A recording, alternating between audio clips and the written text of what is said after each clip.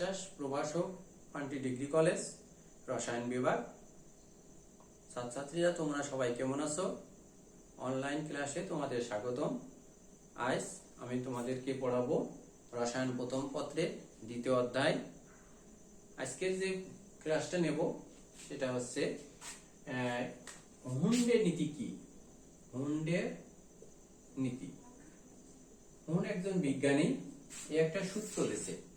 সূত্রটা হচ্ছে যে সমশক্তি সম্পন্ন অরবিটালে ইলেকট্রনগুলি সর্বদা অযুগ্ম অবস্থায় থাকবে এবং অযুগ্ম ইলেকট্রনগুলির স্পিন একমুখী হবে। অর্থাৎ n নাইট্রোজেনের 7 আমরা যদি ইলেকট্রন রাশিটা করি 1s2 2s2 2p6 2p, এখানে যেহেতু 7 আছে তাহলে হবে 2p3। এইভাবে ইলেকট্রনগুলি থাকবে না, বলছে যে এদের ইলেকট্রনগুলি অযুগ্ম অবস্থায় থাকবে। অর্থাৎ p ভেঙে 2px 2py 2pz, আর ইলেকট্রনগুলি একটা একটা করে এরকম বেজোড় হয়ে যাবে এবং এদের স্পিনগুলির মুখ একই দিকে হবে। অর্থাৎ নাইট্রোজেন 7 আমরা যদি এভাবে দেখাই ভর করে, তাহলে পরে আমরা লিখতে পারি স্পিনগুলি এরকম। 2s এর ক্ষেত্রে আমরা একটা দেখাবো, একটা দেখাবো। 2p এর ক্ষেত্রে 3 খণ্ড, অর্থাৎ এভাবে এভাবে এভাবে। কখনো 2p ইলেকট্রনগুলি এভাবে হবে না, যে দুটো ইলেকট্রন এই ঘরে হবে একটা এখানে, এভাবে কখনো হয় না।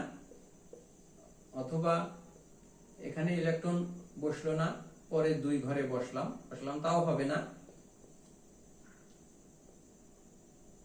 প্রথম একটা পরে দুইটা লিখলাম, এভাবে হবে না। অর্থাৎ প্রত্যেকটা অরবিটালে প্রথমে একটা একটা করে ইলেকট্রন প্রবেশ করবে। এটাই হচ্ছে হুন্ডের নীতি।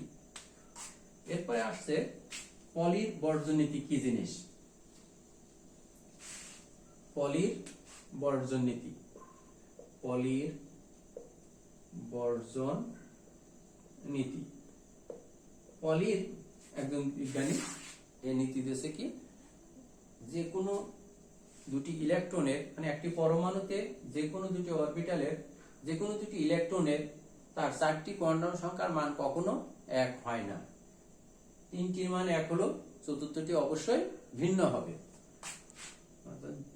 একটি পরমাণুতে যে কোনো দুটি ইলেকট্রনের 4টি কোয়ান্টাম সংখ্যার মান এক হয় না। 3টির মান এক হলেও চতুর্থটির মান ভিন্ন হবে। যেমন প্রথম ইলেকট্রনের ক্ষেত্রে n l m s, n এর মান 1, l এর মান 1, l এর মান 0, m এর মান 0, s এর মান +12। ঠিক দ্বিতীয় ইলেকট্রনের ক্ষেত্রে 1 0 0, এটা হবে -12। অর্থাৎ এই তিনটার মান একরকম হলো, চতুর্থ অর্থাৎ স্পিন কোয়ান্টাম সংখ্যার মান একটা +12 একটা -12। এটা হচ্ছে পলির বর্জন নীতি। এবার দেখো, এই ধরনের একটা প্রশ্ন হয় সাধারণত, যে অক্সিজেন 8 এর সর্বশেষ ইলেকট্রনটি 4টি কোয়ান্টাম সংখ্যার মান বের করতে হবে। অর্থাৎ অক্সিজেন 8 1s2 2s2 2p4 এর সর্বশেষ ইলেকট্রন বলতে আমরা বুঝি কোনটাকে? দেখো 2px 2py 2pz। প্রথমে একটা একটা করে ইলেকট্রন আমরা দিলাম, তারপরে আরেকটা ইলেকট্রন শুরু হলো। এইটাই কিন্তু অক্সিজেনের সর্বশেষ ইলেকট্রন। এই সর্বশেষ ইলেকট্রনের 4টি কোয়ান্টাম সংখ্যার মান, অর্থাৎ n l m আর s, এর মান আমরা লিখব। এখন এখানে n বলতে 2 কে বোঝানো হয়েছে, আর l মানে p, p এর ক্ষেত্রে আমরা জানি 1, আর m এর মান 0 প্লাস 1 মাইনাস 1, অর্থাৎ m এর মান 0, আর যেহেতু প্রথম ইলেকট্রন এটা দ্বিতীয় ইলেকট্রন, তাই s এর মান হবে মাইনাস হাফ। এইভাবে আমরা একটা ইলেকট্রনের তার 4টি কোয়ান্টাম সংখ্যার মান নির্ণয় করতে পারি। যেমন আরেকটি দেখায়, chromium 24, 1s2, 2s2, 2p6, 3s2, 3p6, 4s2, 3d4। এই ক্রোমিয়ামের ইলেকট্রন বিন্যাস করলে দেখা যায় 3d4, কিন্তু আমরা জানি 3d কখনো 4 হয় না, 5 হয়ে যায়, অর্থাৎ অর্ধপূর্ণ। এর জন্য 4s থেকে একটা ইলেকট্রন 3d অরবিটালে যে এখানে 5 হয়ে যায়। এখন আমরা যদি 3d অরবিটালটাকে ভাঙি, তাহলে আমরা দেখব 3dxy, 3dyz, 3dzx, 3d x square থেকে y square, 3d z square. একটা একটা করে ইলেকট্রন আমরা প্রবেশ করলাম।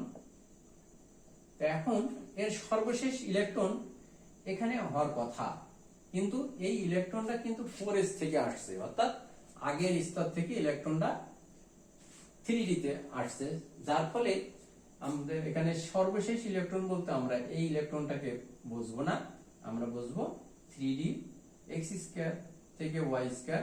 এই অরবিটালে যে ইলেকট্রনটা আছে, এই ইলেকট্রনটা আছে সর্বশেষ ইলেকট্রন।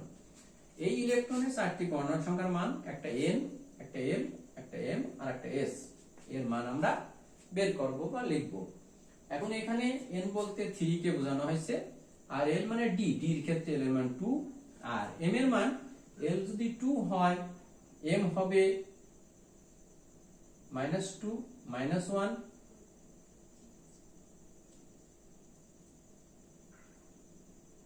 +1, +2 আর 0, অর্থাৎ এই ক্ষেত্রে m এর মান হবে +2, আর s এর মান যেহেতু প্রথম ইলেকট্রন তাই +12। এভাবে আমরা 4টি কোয়ান্টাম সংখ্যার মান নির্ণয় করতে পারি। এবার তোমাদের একটা বাড়ির কাজ আমি দেব। বাড়ির কাজটা হচ্ছে, বাড়ির কাজ আয়রন 26 এর সর্বশেষ শক্তি স্তরে 3d তে যে কয়টি ইলেকট্রন থাকবে তাদের 4টি কোয়ান্টাম সংখ্যার মান নির্ণয় করবে। ঠিক আছে, অর্থাৎ আয়রন 26 এর 3d অরবিটালের